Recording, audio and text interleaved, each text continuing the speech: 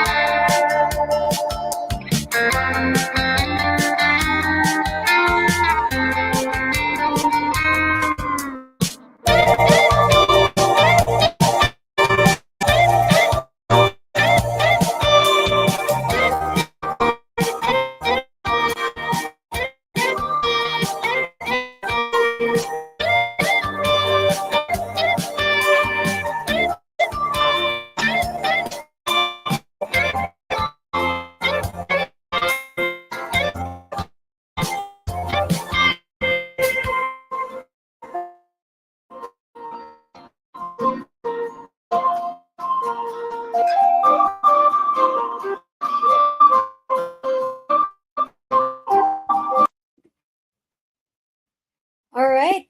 So good morning again, everyone, and welcome to another eye-opening edition of our TGIF learning series. So we're bringing time conversations innovation, spark curiosity, and deepen our impact as educators, colleges, and agents. I'm again today's session. Kids are here at because it's about transformation, resilient and building system empower both educators and learners. We are joined by one of the most dynamic, let's say that most dynamic champions of educational technology in the country. So, Sir Jason Rivera, he is the director of the Center for Teaching and Learning here in the University of Asia and the Pacific. Sir Jason played a key role in UA&P digital transformation, especially during the pandemic, continues to shape forward-thinking educational practices using technology. So let's welcome Sir Jason. Yes, the floor is Thanks, Rage. Thank you. Hi, morning, everyone. So I'm honored to be invited to share our journey with you and also a few other things related to EdTech.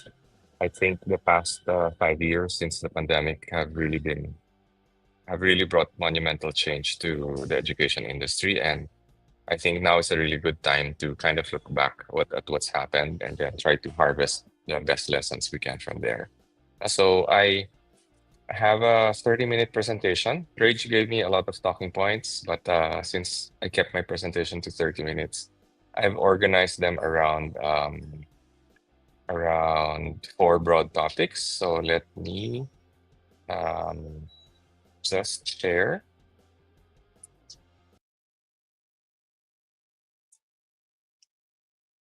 Okay. Oh, uh, Rage, sorry, this is my first time to use StreamYard. It's possible to present. Okay, I'll just share my screen. Yeah. yes, po. Okay. Sige. Can you click on the present button, sir? Yeah. Yep. Okay. I just wanted to double check. Are my slides visible to everyone? Yes, po. Okay, thank you. Okay, so let me get started then. So the topic that Rage assigned to me for today is Beyond the Blackboard, EduTech's role in shaping future learners. And as I said, she gave me some talking points, but I organized them around four basic, I guess, topics just to keep things flowing smoothly. The first will be technology and education in general, then edtech in the Philippines. But I put an asterisk there because I wanted to cover the last 5 years, especially the experience with the pandemic, because I think those are very like seminal moments in terms of uh, developments in edtech in the Philippines. Then very briefly lang, UA&P's edtech journey. What that means, what we wanted to deploy EdTech for, and what are our institutional goals, which I think either technologists or educators will be able to relate. And then a few things to think about because there's a lot more work to be done in terms of deploying EdTech. And I think it's becoming part of the national conversation. We've learned a lot of lessons from the pandemic, but I think we need to go deeper into some areas. Okay, so let me start with the first topic, technology in education.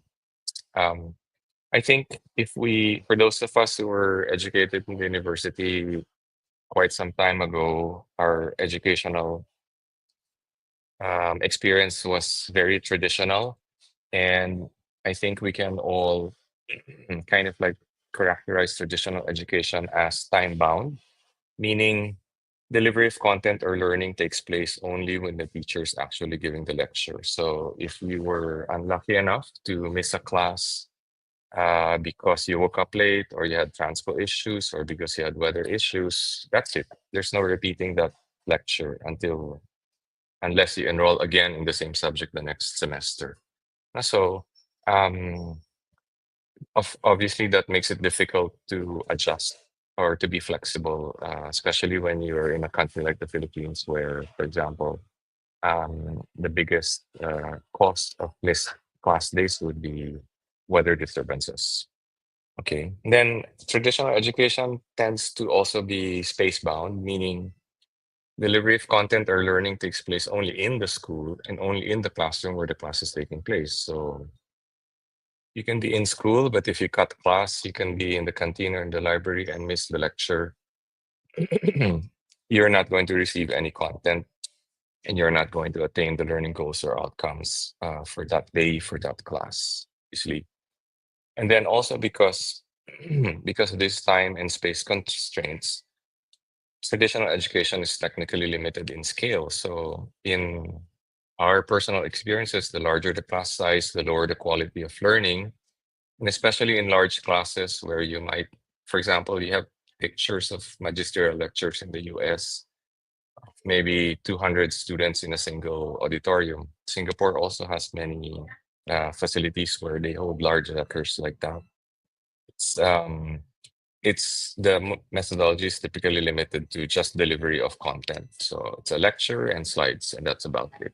Um, Group work, discussions, assessment, multiple assessment tasks are very difficult to implement in an environment like that.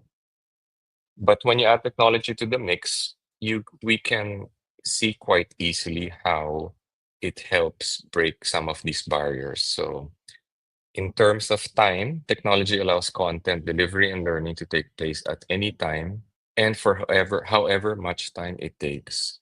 You take a difficult technical subject like math, and you think of a student who is having a hard time coping or keeping up. If that's you place that student in a classroom and sit through a lecture and he understands only 50% of the lecture, the next day they move on to the next topic and he will never have a chance to or have very few chances to catch up to or make up for the other 50% that maybe he didn't pick up or understand. But recorded lectures or other forms of online materials allow students to go back to the materials to review with as much time as they need until they understand the content. And so that's one obvious advantage when you apply technology to the way education is done today.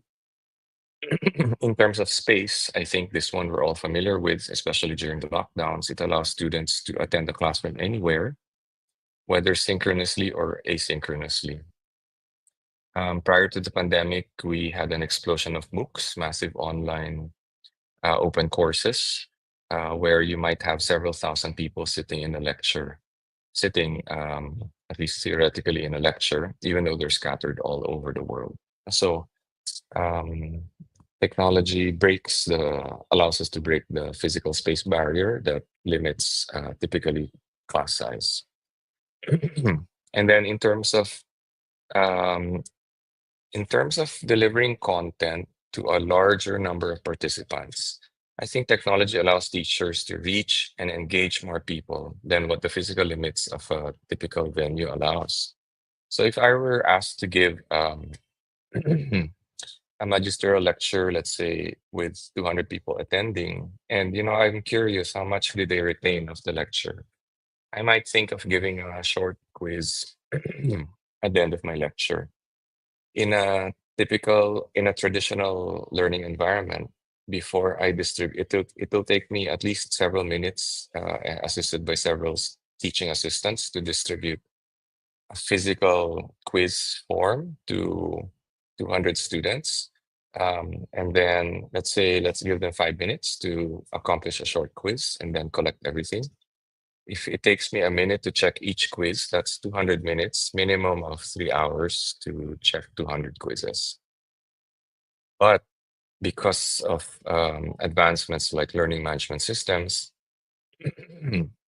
I can administer a short, low stakes 5 point quiz just to check on what they've retained from the lecture online, make it self check so that students know how they scored as soon as they are done with the quiz. Also, I can plot scores across across a continuum to see how well the students did. I can also do an item analysis a few minutes after I administer it to see which questions were toughest, and maybe I'll revisit that in my next lecture. Now, so there are so many things that technology allows us to do when it's applied to education. Now, I wanted to jump to the particular experience that we've had in the Philippines, especially the pandemic years. I think we are all familiar with the key issues in Philippine education, and they've been the same for all the decades that I've been involved in education institutions.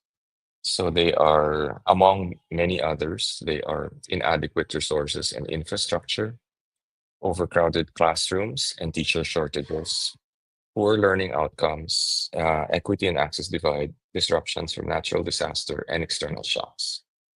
If we manage to implement a really good EdTech program across the Philippine education sector, and am speaking mostly about basic education and especially the public education sector, then we can see how, for example, overcrowded classrooms and teacher shortages could be mitigated, not necessarily eliminated, but mitigated by technology platforms.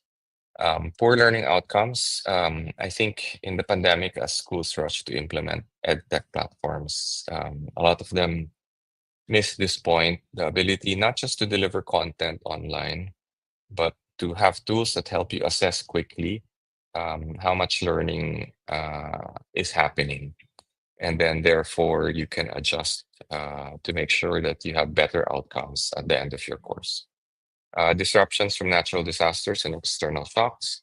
Having, for example, a strategy to substitute asynchronous content for days when typhoons will cancel classes can easily mitigate learning loss that comes from losing several days because of natural disasters or external shocks.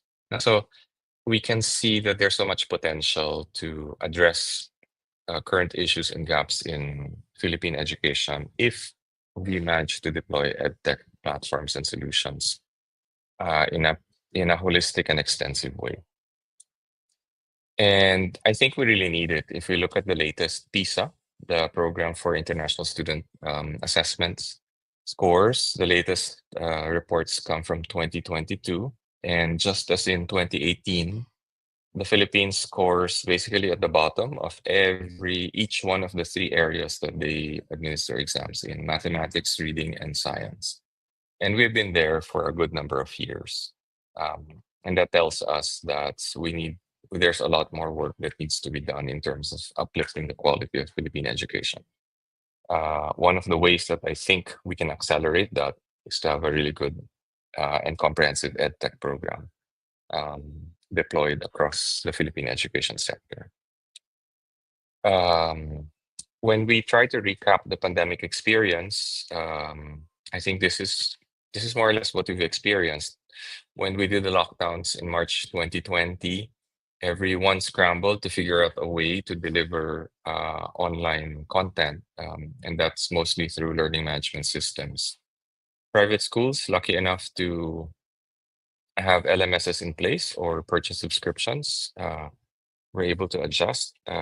Other schools, not so lucky, and had to rely on free online tools with relatively basic functionalities like Google Classroom.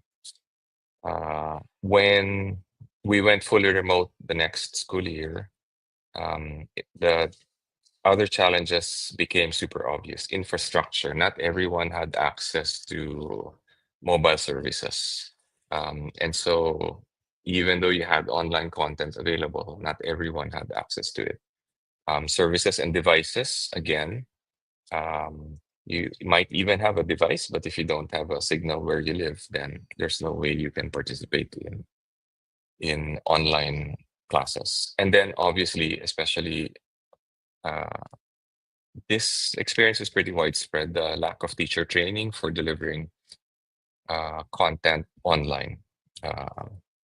Then when we started opening up little by little, at least in higher ed institutions, many companies and government institutions were promoting flexible learning options. High flex or simultaneously online and on-site students was the flavor of the month at that time. But when we tried to implement it,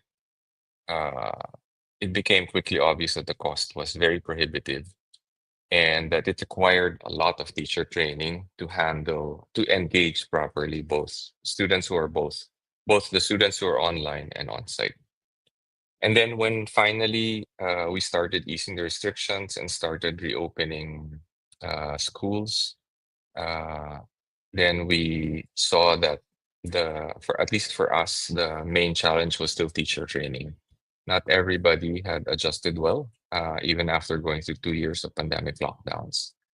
And so by the time we started school year 2023-2024, when practically every school was back on site, um, we did an assessment of what we learned at that time. So the positive lesson that we learned is that online tools can work and it allows for learning anytime and anywhere. It also, when deployed very deliberately with well-designed content, also allows for more personalization. That means we can break away from the one-size-fits-all lecture mode. And also, because of availability of data, it allows for deeper insights at a faster rate. Rather than analyzing grades that are stored in different spreadsheets on different computers used by teachers. Having an LMS, for example, allows you to examine uh, trends in grading, in outcome, allows you to collect feedback much more quickly and uh, get an overview also of what's happening much more quickly. So not everything worked or turned out well during the lockdowns as far as EdTech implementation was concerned. But I think these are very positive lessons that were validated during the pandemic. So let me just very, very briefly run you through our own EdTech journey. We actually, in 2017, we actually did a 3-year plan to implement EdTech. So, and really what we wanted to do was not just to use technology, period, but to use technology to improve teaching capabilities and learning opportunities. And at least from my department, we understood that it was not a technology project. It was a teaching and learning project enabled by technology.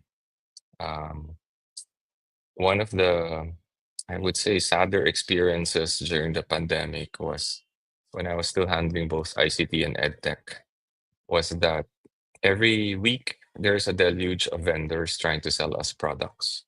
But very few actually, I guess I would say, had deep insights into particular needs.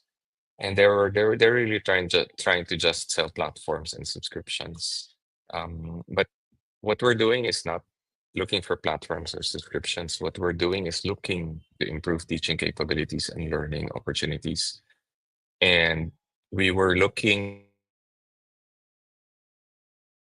for partners or firms or vendors that could help us get there. So not all the vendors understood what we wanted to do, and it was a little difficult wading through all the cold email proposals that we were receiving at that time.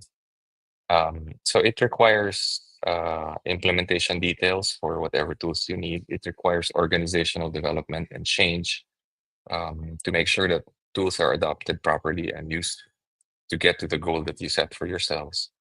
And it also requires significant capex investment in both IT and audiovisual areas.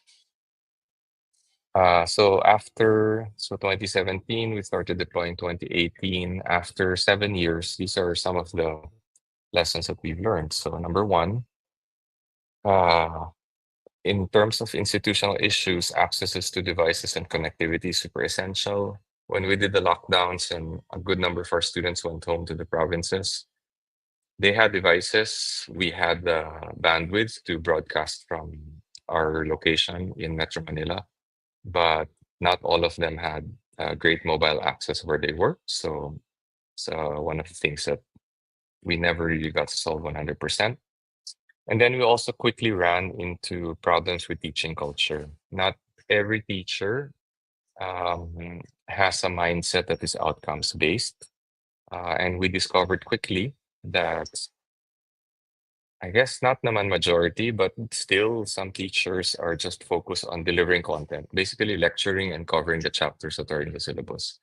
And they did not pay enough attention to engagement and also think more or approach more thoughtfully the practice of assessment of learning. When it comes to institutional culture, also we ran into problems. Teachers burned out quickly because besides the stress of the lockdowns, the additional work to prepare new sets of materials for online mode proved to be very taxing for many of them. Uh, and we also realized that at that point, we did not have an institution-wide professional development initiative that was aimed specifically at upskilling teachers to be able to work with EdTech. And obviously, people need to be really open-minded. We ran into problems with some teachers who literally told us, I've been teaching for more than 20 years. Who are you to come in and tell me how I should teach? When we were holding training sessions for to upskill teachers to learn to use our LMS. And then at the end, we decided HighFlex, uh, it's a great idea, but it's simply not practical in the Philippines. It's too hard and it's too costly.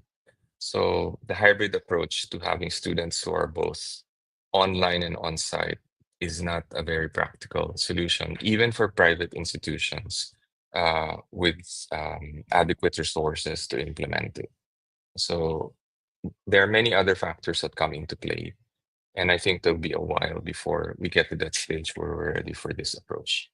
So we have to think about how do we make online teaching work and how do we use it properly. One of the strongest points of resistance for us when we started implementing in 2018, prior to the pandemic, was the thought that teachers had about tools and platforms as replacing their teaching activity. And they said it's not going to work, or it's not going to work as well as what I can do in the classroom. Uh, it took a lot of effort and a long time to convince them that we can make it work better together, not as a substitute for what you're doing. We're still in that journey of helping teachers change their mindset from teacher focused. I'm the one who knows everything, just sit quietly and take notes while I deliver everything, to learner focused and figuring out, okay, is it relevant? Is it applicable? Are they really learnings? Are they hitting the outcomes? Are the assessment tools properly aligned with the outcomes I've defined, and other OBE considerations like that. So let's segue into the last section of this presentation. Some things to think about,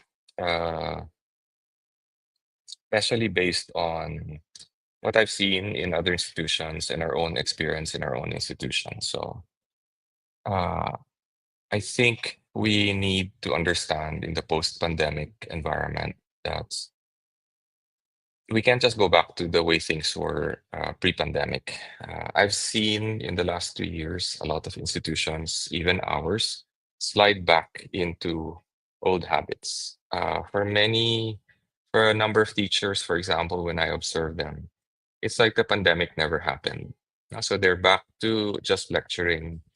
They're back to just distributing the syllabus in the LMS. They're back to just uploading slides. They've stopped creating more engaging, more varied learning activities in the LMS. Um, and I think the way forward is to understand that the lessons we've learned from the lockdowns now allows us to offer more flexible learning opportunities. So we need to both regain the advantages of face-to-face teaching, that's engagement, immediate follow-up, the ability to assess nonverbal cues that let you know the level of engagement of the students, and then preserve also advantages of online modalities. So that's asynchronous delivery for low-stakes content. You know, a passive lecture can be filmed and then viewed independently, for example. That's a relatively low value activity. But active discussions, group work, and group presentations with a lot of back and forth are best done face to face, for example. So, understanding how to combine these two modalities, I think every institution is still on this journey. We're also still trying to figure out how to best do this, but I think this is the way forward and not going back to pre-pandemic setups. Um, for now, I'll speak mostly to people who are involved in providing edtech solutions. As I mentioned, it was a little tiring to wade through lots of proposals that focused on product features. But what schools need are solutions. So and generally it's platform, content, and training. So from the school's point of view, we're not looking for just a platform. Um, we need to understand that technology is just a tool. It can be a very good tool, but the goal is learning. It's not to deploy an LMS. And that as you transition your systems or your platform, also your organizational structure to embrace EdTech, the focus should stay on learning and not just delivery, because the opportunities that EdTech platforms and tools offer us to go deeper into into the area of learning, I think will be wasted if it's just a if you're familiar with the SAMR model of online teaching, if we limit ourselves to just substitution, the S, we're not making full use of the opportunities that the EdTech gives us. And then I think very specifically for the Philippines, this is something that most international vendors did not understand and deliver on in the first years. That for the Philippines, I think uh, content and solutions need to be mobile first in terms of approach. Because if you think of the general population, and especially the large public education sector population, the most reasonable assumption for a device they can use to participate in online learning would be a smartphone. Um, just the simple fact of I'm a teacher, I have a syllabus, I upload a PDF. Um, if you've ever tried to read a full page PDF on a smartphone screen, then you understand how difficult it can be for the students to zoom in and out and then to just squint their eyes looking at that. So considerations like that, I think, have for especially for companies that are looking to promote edtech solutions in the Philippines and to promote it broadly, I think they need to keep in mind that a mobile first approach is what's going to be needed for the foreseeable future for us. Until the economy improves to the point where, as you can see, computer and internet ownership is pretty low in the Philippines, but mobile phone ownership is in the high 80s. And so I think that's the opportunity. That's the device entry point, I think, for technology providers and vendors. Our own LMS is actually very good. I think at this point they're number one in the world, but they did not start with a mobile first approach. They have a mobile app whose functionality at the start was, I would say, 40% of the functionality on the desktop. Um, but if you want to reach more students and enable technology to improve the learning, at the very least, what we've been asking for them is to make the mobile app have parity with the desktop version in terms of functionality. The ability, for example, on the teacher side to check submissions, the ability for the students to much more easily upload submissions, for example, are things that we asked for and are being delivered a bit slowly. So, and then lastly, this is the last slide. Then, if you want, we can have hopefully, we can have a productive conversation. There are national issues, national government dependencies that we can't do anything about. We can advocate, we can help out from the private sector, but we have to understand that these are constraints on deployment. So infrastructure, especially in terms of mobile data, I don't think wired internet connections are going to be will ever be as widespread as the availability of mobile data. But it's even then it's not that good. So it needs to improve a lot. Uh, Coverage, cost also. We have even in the Southeast Asian region, uh, mobile data and internet access tends to be more expensive in the Philippines compared to many of our Southeast Asian neighbors. And then content also is important. When we all shifted online, everyone was scrambling for materials to use. Local open education resource repositories, there are more now, but I think this is a sector that still needs to be beefed up a lot. So both in terms of creation and maintenance, keeping them up to date, consolidating things, making it easy to find them, and then distributing and accessing them for the learners and the teachers are still issues that I think need to be resolved. So those are really broad strokes in terms of what I think has happened in EdTech over the past 5 years.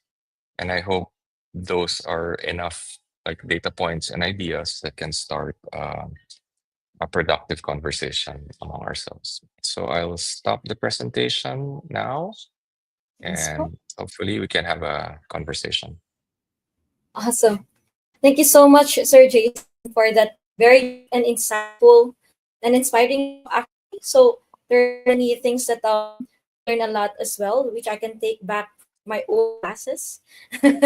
So truly, we're reminded that technology isn't here to replace teachers, right? Just to empower both educators and learners to do more, reach more, and learn better. I like the Venn diagram that you've made, wherein we have to move forward with both the face-to-face and the advantages of the technology that we've learned during the pandemic. So basically, blended learning. So at this point, I'll open the floor. I'll be adding colleagues from Reach 360.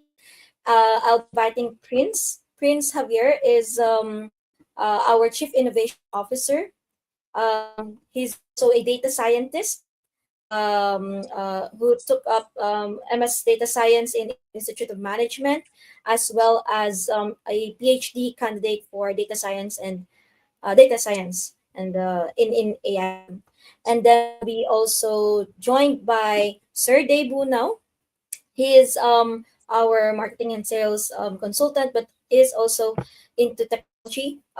He also started his own tech company way years before, so he's very interested with this topic. And then we also have Prof Jerry, of course, Prof Jerry, your, basically your cousin, and our chief academic officer, aside from being our chairman of the board in Ridge 360. And all of them will be joining us for a quick exchange of ideas and reflections for the amazing talk that you've given, Sir Jason. And maybe to start the ball rolling, I would just like to ask, I was curious whether what was the hardest mindset shift for the educators during the pandemic that they've mentioned to you? I think it's two things.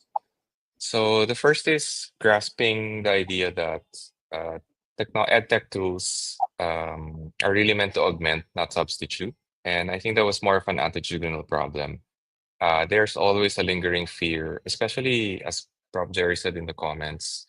Especially, I didn't cover it because it's such AI is such a fast-moving field that I mean, in our own institution, we haven't completely grasped all the nuances yet. Um, Teachers, I think, always have a fear of being replaced by technology. And that was the Mhm. one of the first obstacles we had to face. People resisted training because they say, I can do it better than your LMS can. And that was the wrong approach. They, instead of thinking of it as complementing or enhancing their ability to teach, many teachers still had the thought that it would replace um, them as teachers. The second is the willingness to, I guess, embrace technology. Again, it's an attitudinal change. Um, we encountered a surprisingly large number of teachers who said, this is the way I was taught when I was in college. So what's wrong with that? Now, why do I need to change it? Um, and so we have feedback from students who are, oh, his lectures are so boring. He's just reading the slides. He's always just the one talking. There's very little engagement. So that's another that's the second area of the mindset that we are not naman struggling, but we continue to address among some teachers. We're trying to be forward-looking with that in the sense that all the new teachers we hire starting this year, we're trying to run them through a teacher development program that we designed to help them acquire the correct mindset from their first day in the university. But we and many other institutions do have to deal with a fixed body of teachers who've been there for a long time, and not all of them can move as quickly in terms of embracing technology. So attitudinal attitudes towards technology and the learner focused mindset, I would say, are the like two biggest things or obstacles that we tend to run into when educating teachers.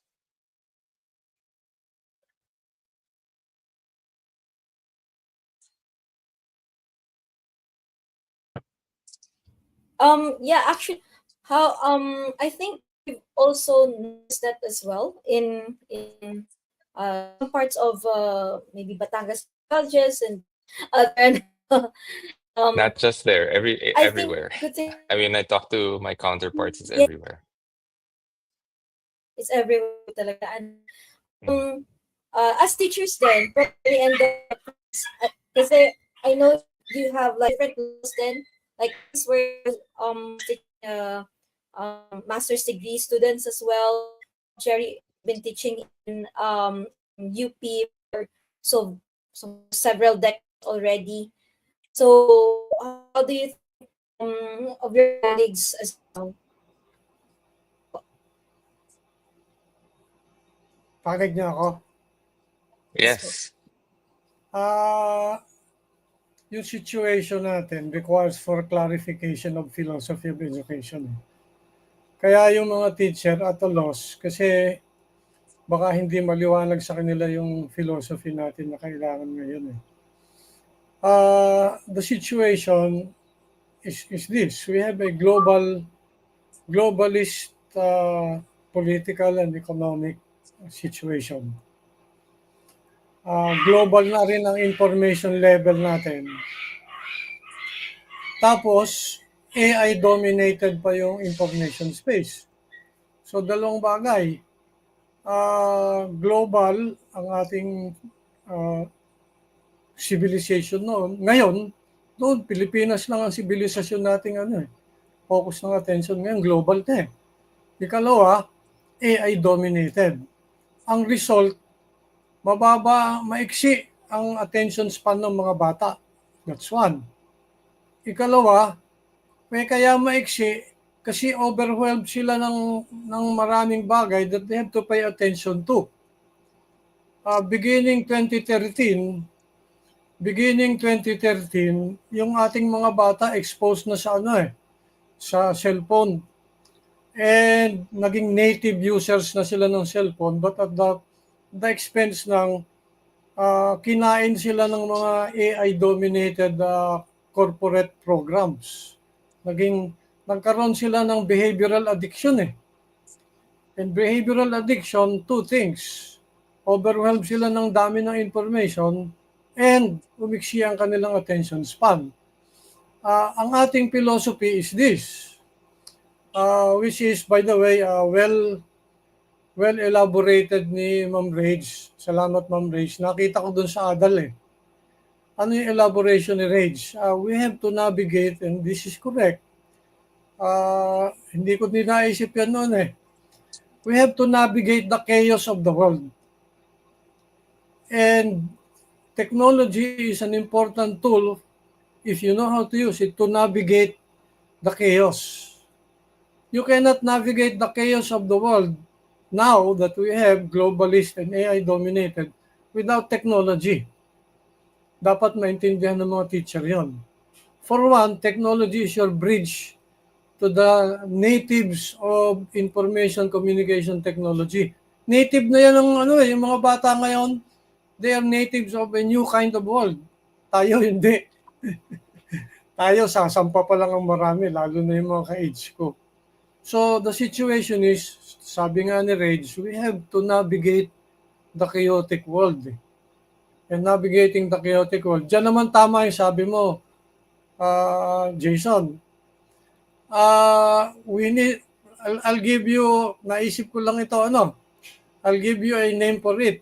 Kailangan nating hanapin yung Goldilocks zone. Sabi ni Goldilocks, masyadong maliit itong kama na ito. Ito naman masyadong malaki. We have to find the Goldilocks zone. And finding the Goldilocks zone, meron tayong sukatan. And ang sukatan natin, yung philosophy. Pag hindi maliwanag, Rage, Prince, yung sukatan natin, pag hindi maliwanag yung ating sukatan, hindi mo mahahanap yung Goldilocks zone. Yun lang po. Maraming salamat.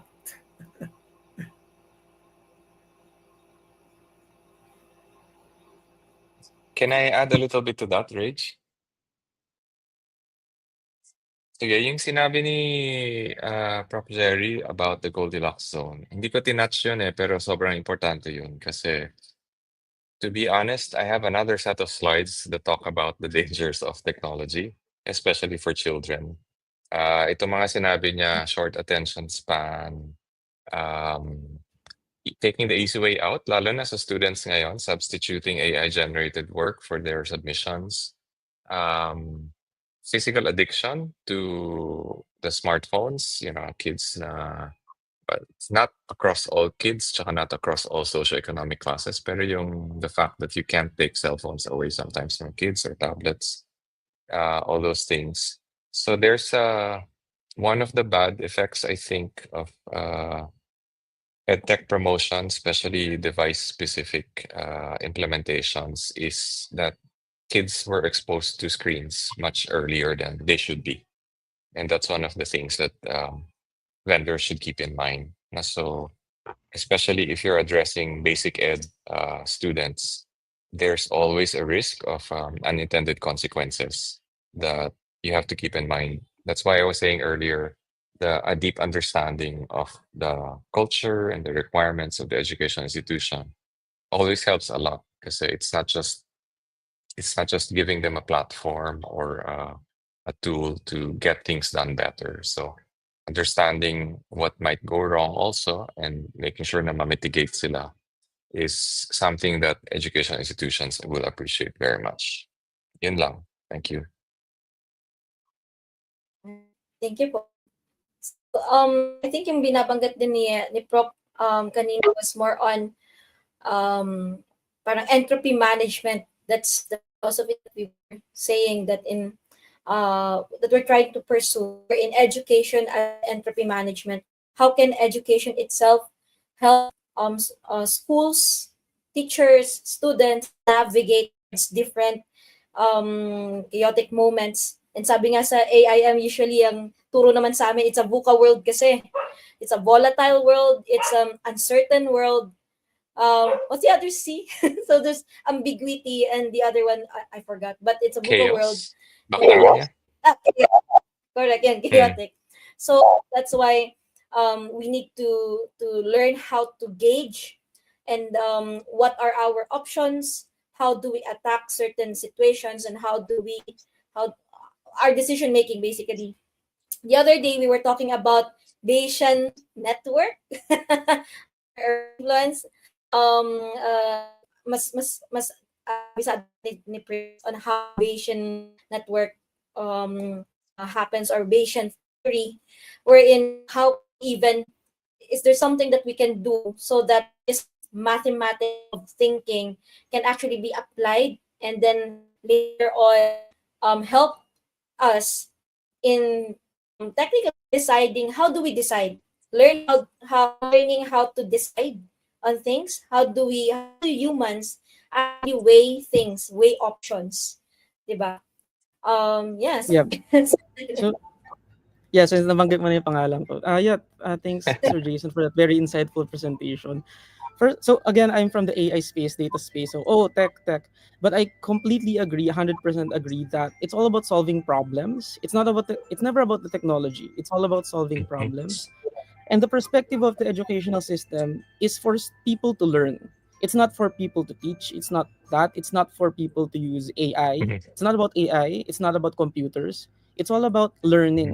What's the most optimal way for students to learn in this day and age? And it just so happens that there's technology that we can use. But just like any technology, technology is double edged. Kasi, okay, this is just my perspective. What is technology? Technology is the application of science to achieve practical purposes. But what's the definition of a practical purpose? The definition of a practical purpose depends on the stakeholder. From the perspective of tech companies, they just want to sell their technology. OpenAI wants to sell ChatGPT.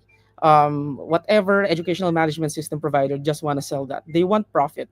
However, that does not mean it aligns with the interests of the educational institution. The educational institution cares about learning.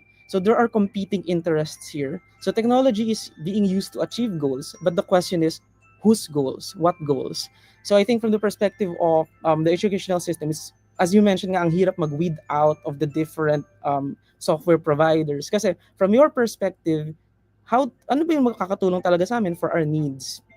So yeah, I just wanna comment on that because I really like that thing. I really like that idea. Then I also wanna comment on the teachers. So you mentioned, Sir Jason, that there's a mindset issue, but I might be wrong here. But is it possible that there's also a skill issue? Because teaching in itself is a very difficult thing to do. It's there's a lot of skills involved to teach properly, and also can it also be a motivation issue that maybe that person is a teacher by profession but not really that passionate about teaching, and so parang okay, I just treat of it as a one way to earn money. So is it possible that mhm. there's also those aspects that affects how teachers are open to using new techniques for teaching or being more student centric? Yeah, I think you're right, Prince. Actually, that gives the challenges more nuance kasi um, what yung minention kong mindset issue, I think that's at the most basic level. You really can't expect much of a teacher who thinks that the job is to just deliver content. So not check learning, not use new tools, not try to drive engagement. Then on top of that, actually on in an org dev, from an org dev perspective, those are two other important factors to consider. One is motivational. So, to be honest, on a personal level, na-discover ko during the pandemic, nung pukpukan na talaga sa, you have to learn to use the online teaching systems, the LMS. Doon talaga lumitaw yung people who have what I call a calling or a vocation to teach. The people who are really invested in the learning, not in just the delivery. And they're the ones who you could see made an extra effort to make sure that the new learning modality worked as well as possible. And then there are some who just clock in and clock out kasi required to so ganon. So hi, so I said it's an org dev issue kasi hiring pa lang and then training um that has to be really looked into to make sure that your teaching force is the best possible. Um, and then the other one, sorry, the first issue you mentioned was one is motivational, the other is Oh, the second one is a skill issue. Like skill. they are Yes. motivated and all that. It's just that Yeah. they don't have the skills to do it. Mhm. Yes. Alam mo, at the beginning of the pandemic when we were doing the training, syempre may stereotypes, di ba? Uy, ano na yan? Senior na yan. Baka hindi na niya kaya. So, and in many cases it was true, but not for all cases. Now, to be honest, we found outliers. There was one 70-year-old who said, I'm going to finish the training modules and I'm going to prepare the best possible online course I can because I want to show all the teachers who trained under me that I can do it. If I can do it, then they can do it as well. So yes, it's partly a skills issue, but I don't think that I think it's an important consideration, but it can also be overcome. Uh, but the willingness to acquire the skills or to upskill will also again depend on the mindset of the teacher. If I want my students to learn, then I look for ways to even if my usage level, for example, of an LMS is relatively basic, but I'm trying to use it. We appreciate actually the teachers who do that, even if utilization rate is not 100%, but they're still there trying to make things work as much as possible. Dun lumabas talaga yung mga the teachers that want their students to learn. And that was one of the good things that came out of the experience. I mean, I mentioned challenges and obstacles, but we also saw a lot of positive things, a lot of really good examples during that period. All right, thank you. And anyone like to add to that? If not, I'm gonna ask another one. So, if you were to imagine a classroom by 2030, ayan, parang SDG goals lang. What does it look like po kaya? Anyone like to jump on Oh, that? sige. I have to think about it, because I haven't really thought that far ahead. Kasi 5 we're years never from sure now. we'll get there. Okay.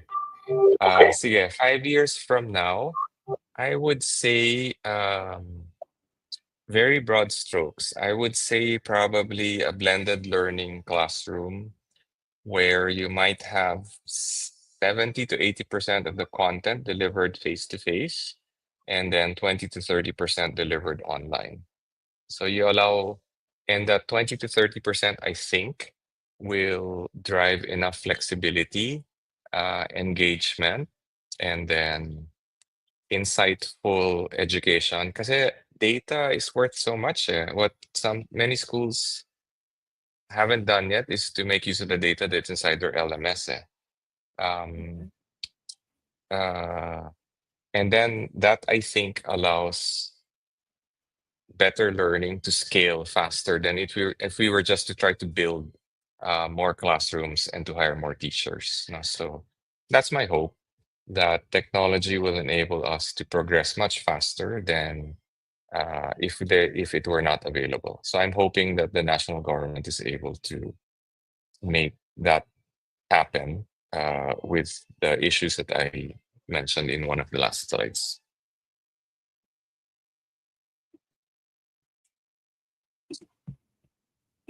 All right.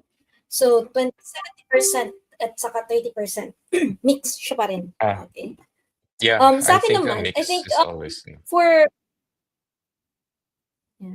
And then for me naman, I think yung 2030 classroom would also be like more hopefully there would be the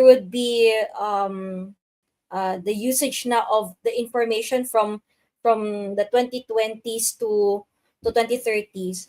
Magkakaroon na ng utilization of the information on how does a student learn well, which subjects are they learning better versus whatever, and then what types of activities were presented at that time. And so during the classroom, pwedeng may mga may mga automated na nagpa-pop up siguro sa kanilang mobile phone saying these are your additional learnings that you can, or readings that you can do, topics that you might need to have ano pa. So kumbaga in the classroom, teachers will get the information, put it in their own LMS, and then from there that would help students kumbaga assess themselves already while still doing the semester. Hindi yung tipo after the end of the semester yun na. And yun nga, sayang nga po talaga yung data sets. If there's already an existing LMS and then hindi naman siya nagagamit ng school, I hope by 2030, that's already, at least some are already like that. Or at least some of the percentage of the schools naman can already do the transition. Kumbaga nag-start din ng transition. Habol din. Ang tanong na lang is, paano din yung ibang nasa, ang dami kasing ano natin we have basic ed, we have tertiary. So, may different levels sila ng transitioning. I mean, college students, for college educator can always use Google Classroom for easy without paying much, right? Or without paying at all. The problem with that is you don't capture information. Institution, nobody captures it. Parang kung sino yung teacher at the time, yun. Pag umalis ng teacher sa institution, nadala niya yung institutional memory. Yan yung nakita ko din na problema. When it's not part of the institution's data set or database, dala niya ang institutional memory. Yes, Prof. Ano na rin, nabanggit mo nabanggit mo yun sa data, ang marami nating teacher and institutions, they do not think of data as resource. Pag hindi mo ni-record yung data and then you transform it into information, at the end of the year, nalulusaw yan Parang yellow. If you don't take care of it, by the time you know it, wala na siya. Pag nawala na siya, nawala yung resource mo. Conversely, kung considered mo yan as a resource, iipunin mo And as time goes by, it becomes more and more valuable. Parang antique na nataas yung value. That's one. But another, i-relate natin sa elementary school challenges. Ang elementary, hindi kagaya ng junior high, senior high at college, walang subsidy sa government. Zero. So even if an institution like Batangas Eastern Colleges wants to preserve the data na magiging valuable as time goes by, hindi natin ma-preserve sa Batangas Eastern Colleges kasi wala tayong pera na pwedeng, ayaw natin kasing itaas ang tuition See, if you are a school that does not want to raise the tuition because your primary objective is not the profit but rather the education, hindi mo maitaas kasi kulang ka sa budget dahil hindi ka sinusuportahan ng government. Especially na ang government, subsidize nila yung competition mo, which is the public school. So, double whammy for private school. Hindi ka na nga sinusuportahan sa elementary education, tapos competitor pa yung government side ng elementary education na subsidized ng government. So, we need to do something about it sa elementary education. I think part of the reason kaya bagsak ang ating performance doon sa mga international assessment, kasi bulok ang ating elementary education. No matter what we do with junior high and senior high and college, dahil ang input natin sa elementary bulok, very limited ang ating capacity. That's the reason why naglagay tayo ng program dun sa BEC, Batangas Eastern Colleges, ng anong average tawag natin doon? Halina Magbasa. Halina Magbasa every third Sunday of the month. Hopefully, nandyan pa yan. Hindi ko alam Halina Magbasa. Kasi nga, we want to, kahit paano, do something about our elementary education. But that's the double whammy. One, hindi na nga sinusuportahan ng government. Two, kino-competition ka pa. As a private education involved in elementary schools, hindi natin magamit yung technology para madagdagan ng value yung ating kaalaman sa pag-aaral ng mga bata via preserving, for example, the data that we can get from the elementary school education level and some other data. Okay, salamat. I think kasi yung structure din siguro. I don't know. Naisip ko lang ngayon, maybe there's something about the structure then the data gathering. And data preservation and data transformation. Siyempre, mas linya to ni Prince yung mga data. But, for example, registrar is mainly for student records. But do we have is the academic side really for that? Or there should be like an academic I don't know, na parang academic data yung pinipreserve. I'm not sure kung ano ba yun. Or library ba ang nakatalk on? Whose whose mandate is that? To serve those information coming from the teachers, being presented to the students and output ng students. I think it's an academic team, I think. Ayun. So, yeah. Uh, how are you seeing today's students adapting to this tech-enabled learning model? Kasi in my opinion, medyo mahirap din talaga. Sobrang hirap.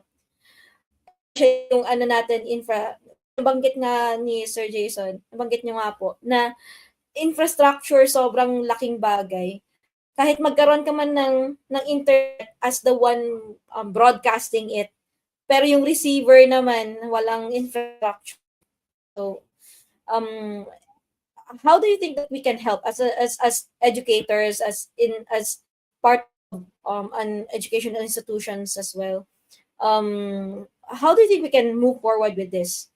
Kasi we're saying, okay, let's have dual modality or have blended learning 70-30.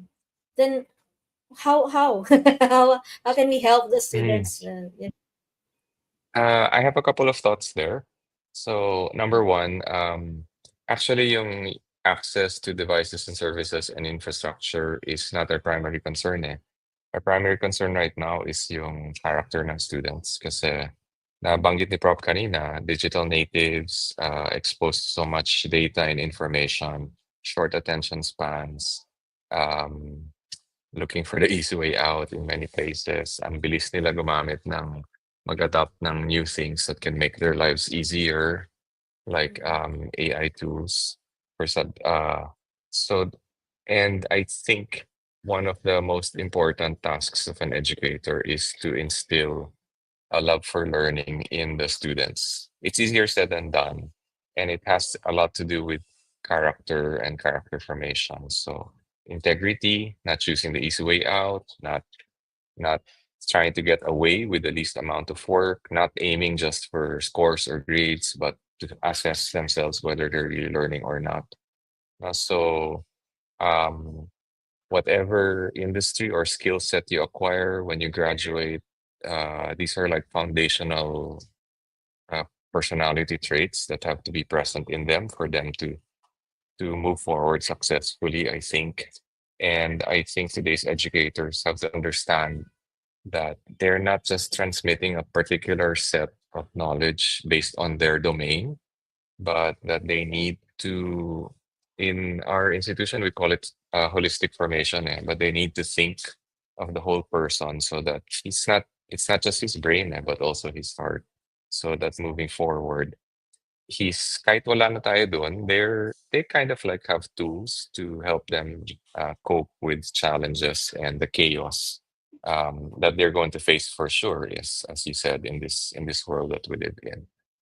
So yun lang, I think it has to do more with character and less with technology, especially in an environment where things are so fluid. You can't really predict the work environment they'll face 4 years from now, 5 years from now. Those are my thoughts lang. Okay. So, just to close the whole session, any final thoughts from you, Jason, that you'd like to share to educators, administrators? So I'm turning 60 this year, so I'm thinking of sunset projects.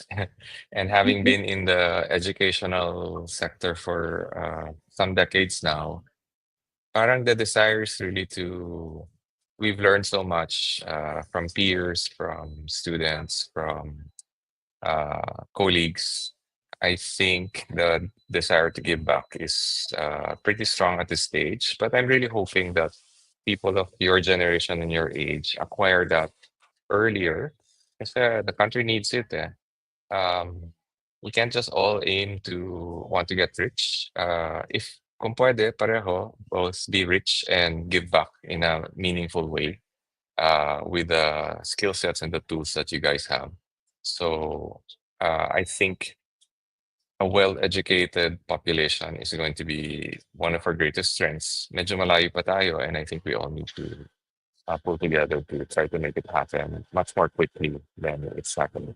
Yun lang, I'm hoping that the lessons that I've learned pretty late in life, you guys can pick it up earlier and do something about it, moving forward.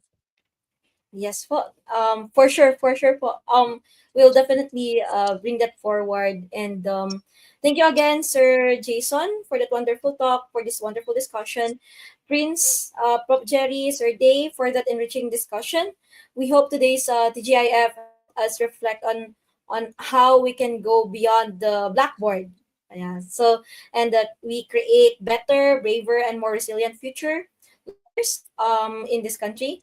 So again, don't forget to like and share this live stream for so others can learn with us. We'll be posting a recording of key takeaways soon here on our page. And this has been Rage from Reach 360. See you at the next TGIF on August 15. We'll have another speaker regarding from Simon, and in maybe almost a decade of instructing. So pretty young pa as an instructor, but he's been in Pisay Diliman for almost a decade na. So yun, we'll be hearing from him. All right, thank you so much po, and have a great Friday and a weekend. Okay, Take Thank you, care. salamat everyone. po. Thank you, Okay. everyone. Sir Happy weekend. Jason. Thank you. Thank you, Thank Ay, Prince, you. salamat, Dave, Jason. Rich, Jerry. Thanks, Sige, Rage. sir. Dami na ako nakakalimutan, naalala ko ulit. Bye, salamat. Bye.